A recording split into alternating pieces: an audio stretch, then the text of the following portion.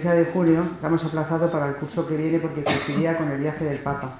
Precisamente está aquí Mercedes Moya, que era la que iba a ser la conferenciante, que es médico de las Madres Carmelitas y muy experta en el Sagrado Corazón y Madres Carmelitas y Santa Teresa, etcétera, Madre Maravillas, y nos iba a hablar del Sagrado Corazón.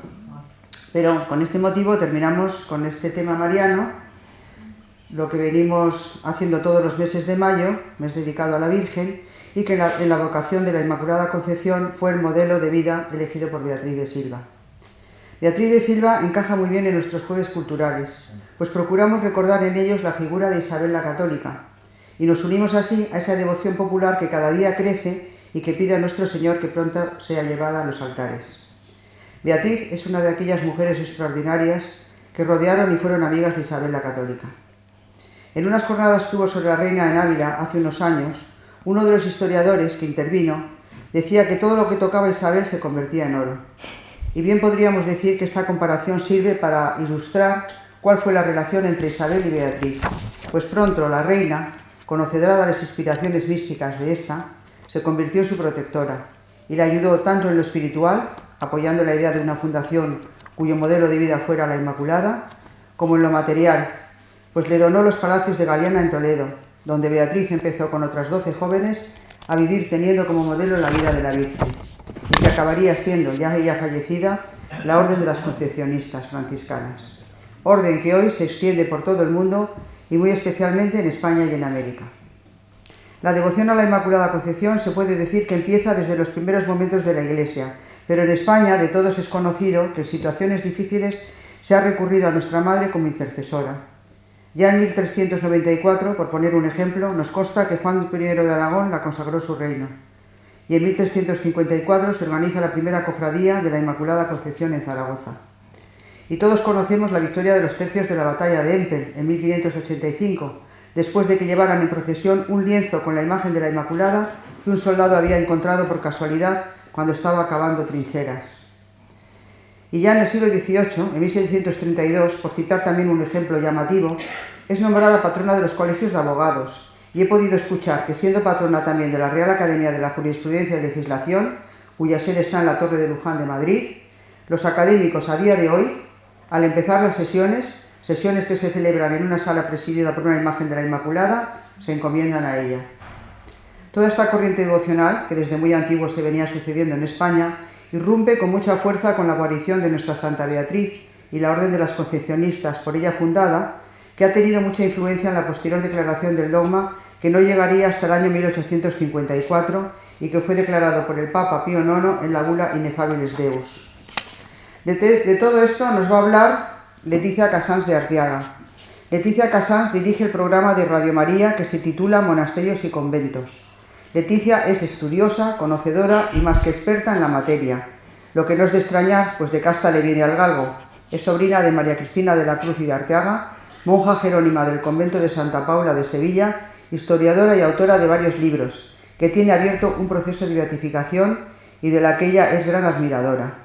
Y su madre participaba ya en la Asociación de Amigos de Monasterios. Tiene una hija monja en el convento de San José de Ávila. El año pasado recibió un premio de la Fundación Clausura.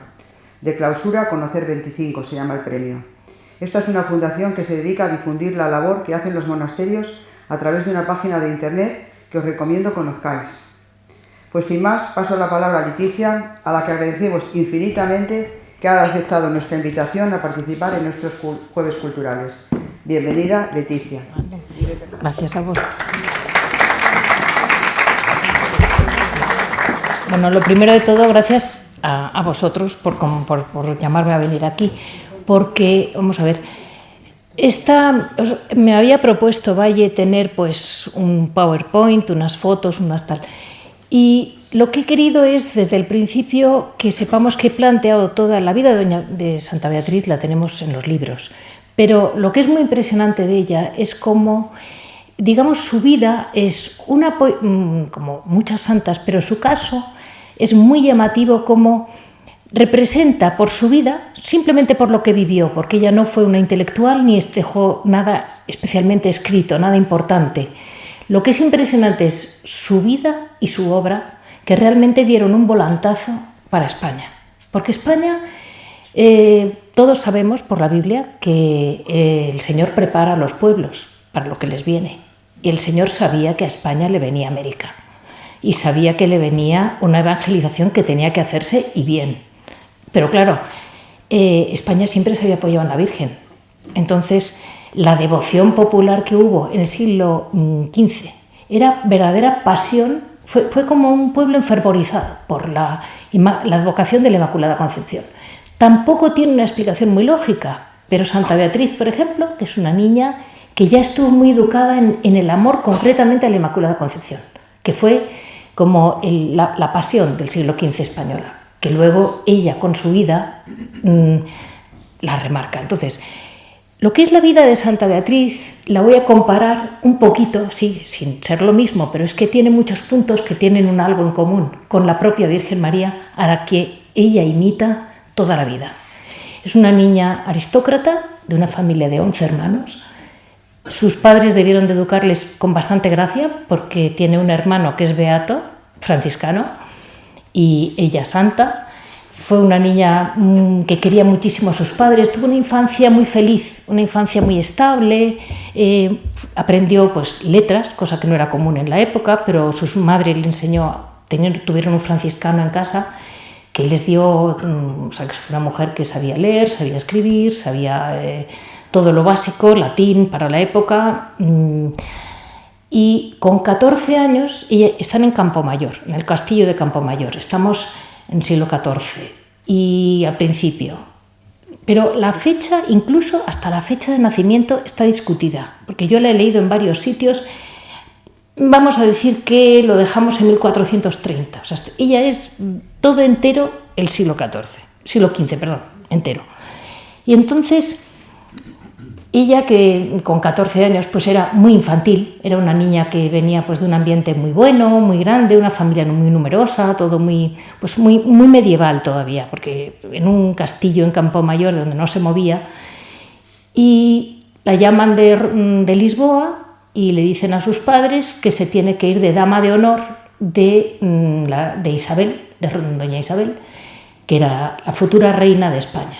Y entonces se tiene que ir a Lisboa con 14 añitos, se va con una tía suya, Silva, que vivía en Lisboa y tenía relación con la corte, le enseña todo el protocolo, le enseña cómo se actuaba en la corte española, la castellana, y viene para casarse la reina Isabel de Borbón, madre de Isabel la Católica, con don Juan, el rey de Castilla. Ese matrimonio, ella estuvo siempre detrás de la reina, a la sombra de la reina, y le apoyó muchísimo. O sea, ella cada vez y su apoyo, su corazón, lo tenía en la Inmaculada Concepción. Es una niña que la pureza de la Inmaculada Concepción le animó a vivir desde niña. O sea, es una vocación infantil casi. Ella soñaba con parecerse a la Inmaculada Concepción. Pero tenía un problema. Era guapísima. No era normal, era guapísima. Como me decía a mí gente muy mayor, hay que tener en cuenta que no tenían ni fotos ni cuadros. Entonces, cuando pasaba una mujer excepcionalmente guapa, se daba la vuelta todo el mundo, porque es que no hay tantas guapas, con perdón. Y en aquella época, que además, en aquella vida tan dura, que no viajaba nadie y no veían nada, pues claro, pasaba un espectáculo por la calle, claro, por aquellos palacios, y llegan a España. Y en vez de buscar lo que ella quería, que era estar a la sombra de la reina, muy discreta, de dama, una niña de 15 años, se monta un revuelo, porque todos los castellanos querían a la doña Beatriz. Entonces se monta aquello, empieza a haber duelos, empieza a haber apuestas, los castellanos todos montaban fiestas, don Álvaro de Luna montaba unas que te caes, y la pobrecita, como con cara de inocente, portuguesa más suave seguramente que las castellanas, con perdón, y tan guapa, y la pobre iba pues lo más discreta que sabía, pero es que la pobre se iba a su cuarto por la noche a llorar, y entonces se agarraba a la cruz y decía, pero ¿por qué? ¿Pero qué me verán? ¿Por qué me verán? ¿Por qué me perseguirán? Y entonces esta mujer, pues la belleza para ella fue una cruz, porque es que por culpa de su belleza, que nunca pretendió llamar la atención, además que El otro día lo comentaba yo con mi hija Carmelita, decía, es que además de guapa, debía de tener la preciosidad de una mirada de una santa, porque es que no es lo mismo que nos estamos imaginando una guapa del cine de ahora, que son espantosas las miradas, mejor no mirarlo, porque no hay alma. Esta mujer es que además debía tener un brillo en la mirada que debía ser un espectáculo. Y esto la acompañó, pues hasta el extremo de que ella, que siempre había apoyado mucho el matrimonio real, siempre la ponían al lado del rey. Y entonces la reina tenía celos. Y entonces ella intentaba siempre que la reina quedara bien y unir al matrimonio, porque tenía muy claro que era lo importante. Y lo hizo como un artista, o sea, estuvo muchos años en la corte, hasta que ya la reina no puede más. Y le da un ataque de celos de verdad. Y una noche, después de una fiesta, sube al cuarto de ella y ella estaba ya que tampoco podía mucho más, por otro motivo opuesto. Y ella estaba rezando y la reina la encuentra y le dice, bueno, es muy bonito todo el diálogo, pero bueno, ¿qué hace usted aquí? Bueno, total, se la lleva a una mazmorra del palacio, la esconde en la mazmorra, abre la mazmorra y dentro había un cofre grande de madera que está conservado, y mete a esta mujer dentro del cofre, encierra el cofre, lo cierra con llave y se va. Hay una escena ahí muy impresionante que es como esta chica ya asustada le dice, ¿dónde me está llevando? ¿Dónde me lleva? No conocía estos aposentos. Y cuando la lleva allí, la reina le dice, métete aquí dentro. Y ella, por no provocar escándalo, por no desobedecer a su señora, por no comportarse mal ante la reina, se metió en el cofre, sin chistar. Ahí demuestra ya una humildad y una capacidad de obediencia. Se mete dentro y lo primero que hace es acudir a la Inmaculada Concepción. Y se queda rezando diciendo, bueno, pues ya que quieres que me muera, pues que me vaya contigo. Y en ese momento ella tiene ahí una visión, fue la primera vez que realmente tiene una visión mística, en que la Inmaculada Concepción se le aparece vestida con el traje de concepcionista, que es un velo negro, las profesas, un hábito blanco y una manta de color azul brillante, remarcando la pureza. Y cuando entran, se le aparece y le dice, no te preocupes, dentro de 3 días te sacarán de aquí. Y cuando te saquen de aquí, un día, cuando yo te diga, fundarás una orden en mi nombre, en la Orden de la Inmaculada Concepción. Esto ahora nos parece, claro, como estamos en otro momento de la historia, no nos parece nada extravagante, nombre de la Inmaculada Concepción, pero ella cargó con esa cruz, porque solo decir una orden de la Inmaculada Concepción era algo complicadísimo. Venía discutiéndose fundamentalmente dentro de la que es la Iglesia, por ponerlo muy fácil, la oriental y la occidental, de Roma, del principio de los tiempos, de los apóstoles. Entonces, en la Iglesia oriental siempre hubo más aceptación a todas las cualidades, dones de la Virgen María. Sin embargo, en nuestra parte occidental sí que hubo unas broncas teológicas, que aquí no soy ni la Inmaculada, nadie, pero no se atrevían a ni mencionar, como en alta voz. Había cantos en las calles, oraciones. España estaba enfervorecida, pero en el momento en que decías voy a fundar en serio, con papel y lápiz, la Inmaculada Concepción, era provocar. Era simplemente provocar al obispo de turno, porque eso era una cosa muy, muy mal. Todavía no estaba ni admitido, ni aceptado, ni nada. Entonces, bueno, pues ella, a partir de esa visión, un tío suyo, un Silva, que estaba en la corte, que era muy apreciado en la corte, ella desaparece, un silencio total, supongo que un chismorreo terrible, pero vamos, gracias a Dios no tenían muchos medios para chismorrear. Y después de un día, otro día, aparece el tío y le dice a la reina, dígame, porque la reina no decía ni mosca, ¿dónde está mi sobrina, doña Beatriz? Y entonces dijo, bueno, pues ya que es usted su familia, puede venir a buscarla. Entonces se fue con ella, bajó a la mazmorra, abren el cofre y aparece ella esplendorosa, brillante, como si hubiera pasado 5 minutos. Y además, en ese momento, su tío le da un abrazo, la reina se pone a llorar y le dice: perdone por lo que le he hecho, he actuado muy mal. Y entonces Santa Beatriz le dice: no se preocupe, señora, había otros planes en el cielo para mí. Y entonces directamente entrega todo lo que tiene, empieza un viaje muy largo a Toledo y se va directamente a Toledo, pues un viaje muy penoso porque es un viaje muy largo en el que hay hasta leyendas de que se le aparecieron los franciscanos en el camino, que si era San Francisco, que si era San Antonio, pero esas son... Todo esto ya, por ejemplo, son cositas que se cuentan en la orden, que unas monjas les gusta más y unas menos, pero eso ahí está. Pero hizo un viaje, aterrizó en Toledo y entró en el monasterio, que aquí hay una confusión. Es un monasterio de Santo Domingo el Antiguo de Santo Domingo, que es un monasterio del Císter, muy antiguo, que no es el monasterio de las dominicas. Lo digo porque luego al final entenderemos por qué. Se queda en el monasterio del Císter y pide, pues, bueno, es que ella no tenía nada que pedir, venía de la reina, o sea que... Y ella nunca entró monja y estuvo 30 años esperando a que del cielo le dijeran lo que querían de ella y cuándo. Ella sabía que tenía que fundar la Orden de la Inmaculada Concepción, pero no tenía ni idea cuándo le iban a llamar.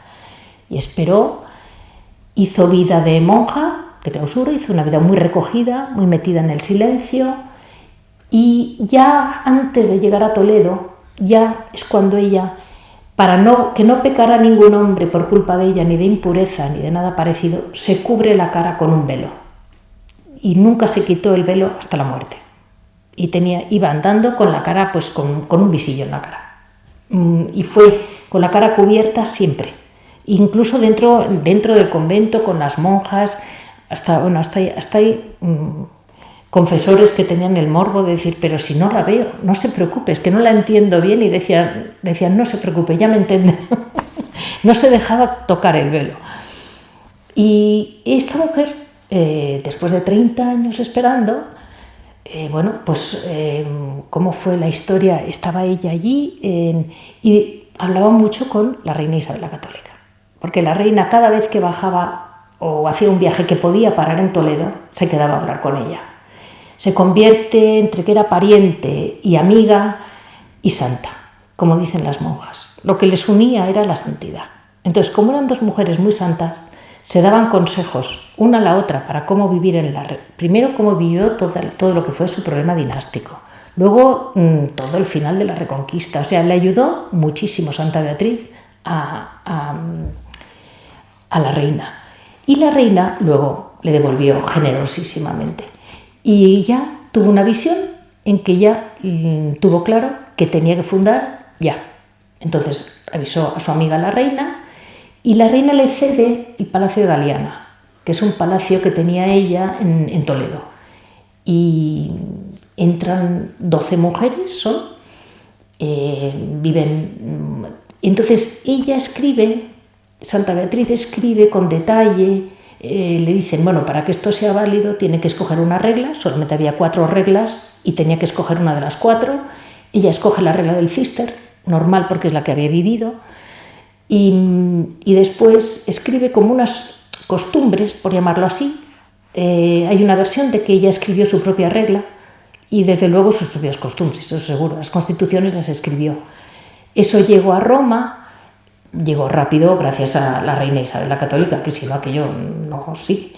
Y ahí aparecen, entre las historias un poco, vamos a ver, no naturales que hay en la vida de Santa Beatriz.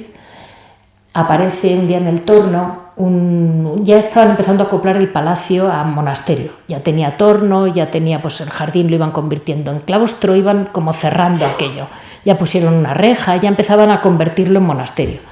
Y aparece una voz masculina que aparece en el torno y le dice: madre, quiero hablar con Beatriz.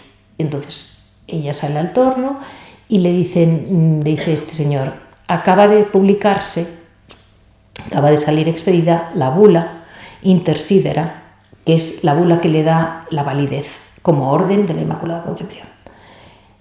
Y después ella se emocionó, lo medio celebraron, y entonces el portero le dijo, madre, aquí no ha entrado nadie.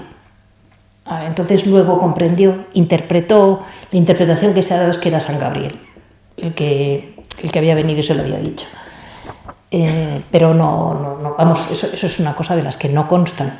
Pero ella es verdad que tuvo una oración muy mística, preparó muy bien a sus hijas, y cuando ya estaba todo a punto, por ponerlo así, ella tuvo una visión por la noche, estaba rezando por las noches, porque claro, poner un palacio en órbita, explicar las constituciones a las hijas, o sea, y por la noche rezando tuvo una visión particular en que se le la luz del Santísimo estaba encendida, se movió la luz sola, ella se preocupó, se apagó, y entonces ella, preocupadísima, fue corriendo a encenderla, o sea, estaba en la reja, me imagino que a 20 kilómetros porque las iglesias eran...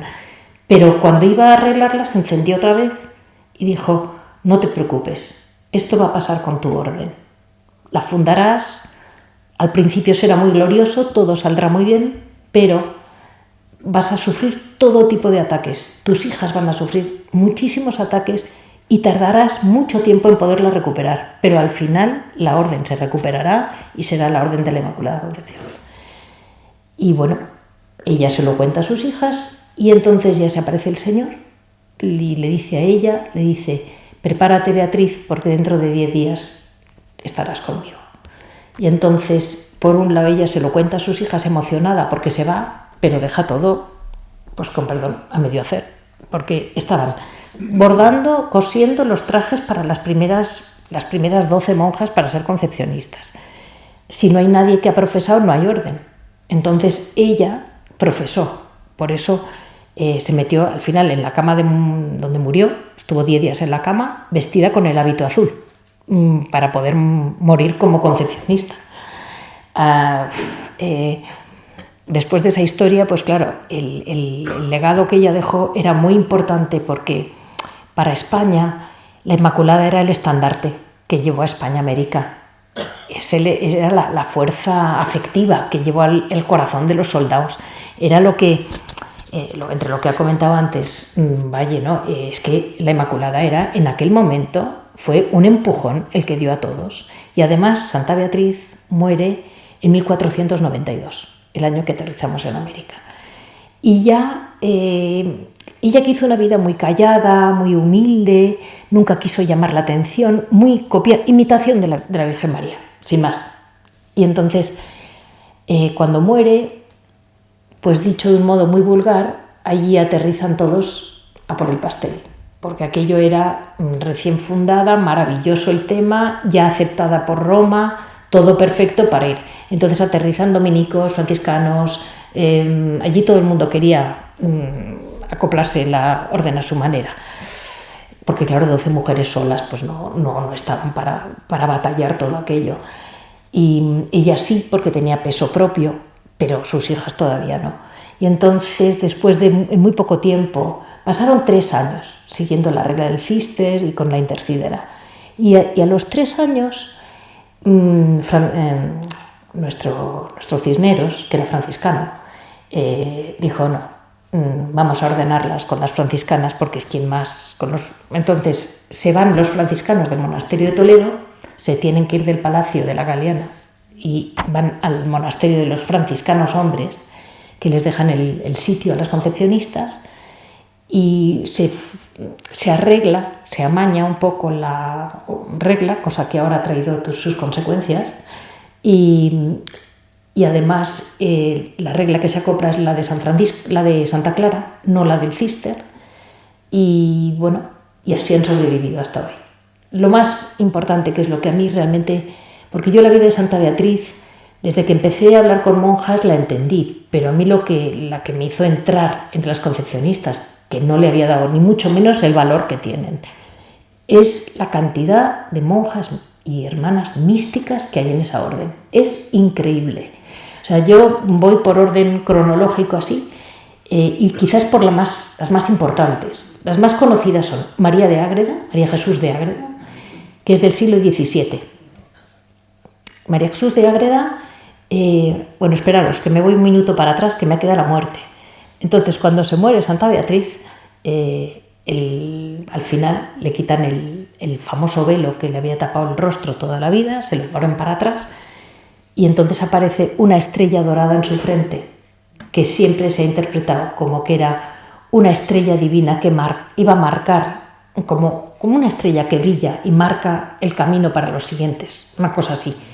Ella no escribió ni era una intelectual, lo que pretendía era, con una vida muy ejemplar y muy parecida a la de la Virgen María, mostrar cuál era el camino para los siguientes, que somos los españoles, fundamentalmente, porque ella pues así se lo planteó, y enseguida fueron las primeras monjas que fueron a Hispanoamérica. Empiezan en México y de hecho la madre que fundó en México es la Madre Mariana de Torres, que también fue una gran mística, que está en Cuzco. Yo creo que ella está en Perú, pero fueron por toda Hispanoamérica. Y la Madre María Jesús de Ágreda ha habido muchos dones extraordinarios en esa orden. Por ejemplo, la Madre María Jesús tuvo don de bilocación, se aparecía en México a los niños de Jalisco, la zona de Jalisco, que debe ser una zona inmensa, se les aparecía a los niños y les daba catequesis. Y luego les decía, no os preocupéis que dentro de unos días vienen los franciscanos a bautizaros. Y cuando llegaban los franciscanos se encontraban con unos niños que más o menos, pues sí, les estaban esperando. Y ya empezaron a decir, ¿y quién nos ha dicho que veníamos? Y los niños contestaban, la Dama Azul. Y la Dama Azul, hasta que empiezan a investigar, luego llevan al ejército alrededor de Ágreda para controlar que no se movía y no hacía viajes falsos, porque en aquella época había mucho problema con los falsos místicos. Y comprobaron que tenía donde bilocación. Entonces vivía en Ágreda, en una casa pequeñita que cedieron sus padres, se convirtieron en convento, y se aparecía en Jalisco. Luego está otra luz impresionante, que es otra persona que tuvo otros dones extraordinarios, fue Sor Patrocinio, que es del siglo XIX, y yo creo que, bueno, primero estuvo llagada, es de las poquísimas personas en la historia de la Iglesia que han tenido las llagas de Cristo, y fue una mujer que tuvo además una aparición, que la Virgencita está en el monasterio de Guadalajara, que fue aquí en Madrid, en la calle Caballero de Gracia, en el principio de la Gran Vía, que se llamaba la calle San Miguel, que luego destruyeron el convento, lo deshacen y ahí crean la Gran Vía. Pero ahí fue donde la Virgen le dio en su mano una imagen pequeñita que es monísima, que se llama Nuestra Señora del Olvido, Triunfo y Misericordias. Tiene sus novenas, tienen sus canciones, y luego es curioso porque en todo el norte de España hay una devoción enorme. María Jesús de Ágreda, en Madrid y en Guadalajara hay mucha gente muy devota de Sor Patrocinio, porque es una mujer muy milagrosa. Luego así, de segunda, como que ya ni las conocemos. Está la beata Inés de San Pablo, ¿no es beata? No creo que sea beata. Inés de San Pablo, que es del monasterio de Alcalá de Henares, que creó la primera consagración a la Virgen Santísima Inmaculada. O sea, que todos lo atribuimos a San Luis María Griñón de Montfort, pero se encontraron los papeles en que lo había escrito ella antes. Una forma de consagrarse a la Virgen María muy parecida a la de Luis María de Griñón de Montfort. El fondo es el mismo, la manera puede variar. Y estas son luego hay una mujer que era una tercera amiga de la Reina Católica y de Santa Beatriz, que es Teresa Enríquez, que fue la que está en Torrijos, cedió su palacio para las concepcionistas, y ella nunca llegó a ser concepcionista, pero es sierva de Dios, desde luego. Y ahora acaban de nombrar hace poco sierva de Dios a, ¿cómo se llama? Alberdi, de aquí en la Latina, en la calle Toledo, ahí Cristina Alberdi. Pero es que no es una ni dos, es impresionante el grado de santidad a la que llegan. Y realmente yo creo que marcó mucho porque pudieron llevar mujeres a América, en América tuvieron muchísimo gancho, porque la Virgen tiene gancho, la Virgen facilita el camino, y es lo que han hecho ellas. Santa Beatriz siempre quiso pasar desapercibida para que llamara la atención la Virgen Santísima, que nadie la copiara a ella, sino que copiaran a la Virgen. Y decía, no, yo no quiero dejar modelos, solo quiero que sigan a Nuestra Señora. Y como obras, vamos a decir, en punto intelectual, pues hay 2 puntos, uno muy opinable. Bueno, como punto intelectual está que María Jesús de Ágreda, otro punto que tuvo es que Nuestra Señora le dictó su vida. Y entonces ella la escribió, se llamó La mística ciudad de Dios, lo entregó y la Inquisición dijo que era escandaloso. Entonces se quemó el libro, perfecto, la Virgen se le vuelve a aparecer y le dice, no pasa nada porque estos hombres te lo quemen, vuelve a escribirla, te la vuelvo a dictar. Y en Ágreda, que si vais a Ágreda es una impresión, en aquel Soria perdido, dices, madre mía, las cosas que pasan. Y volvió a escribir otra vez, La mística de Dios es un tocho así que es precioso. Y luego es curioso cómo los reyes de España se han apoyado en concepcionistas, que es otra cosa que tampoco se habla mucho. Carlos IV era Felipe IV, es Carlos, Felipe. Tiene otro tocho así, de cartas, con María Jesús de Ágreda, y cada vez que tenía realmente un apuro gordo, se iba allí. Y además María Jesús le contaba cosas de México que él no sabía. Entonces hay cartas en que le dice María de Ágreda, le dice, no se preocupe, señor, que pasa no sé cuánto. Y claro, si no habías estado en México no podías saber que pasaba eso, y es que ella había estado en México. O sea que es curiosísimo. Es maravilloso cómo el Señor actúa cuando quiere y como quiere, y que todo esto no lo sepamos y que todo esto sea tan poco vistoso es llamativo, porque eso... Y luego Sor Patrocinio, pues tuvo una carga muy grande, y es que estuvo enamoradísima, también fue una mujer muy guapa físicamente, y se enamoró locamente de ella Salustiano Lózaga, ministro, perdón por si ofendo a alguien, me da igual, masón, muy radicalmente masón, y dijo, esta no la perdona, y fue a por ella entre el demonio y por arriba.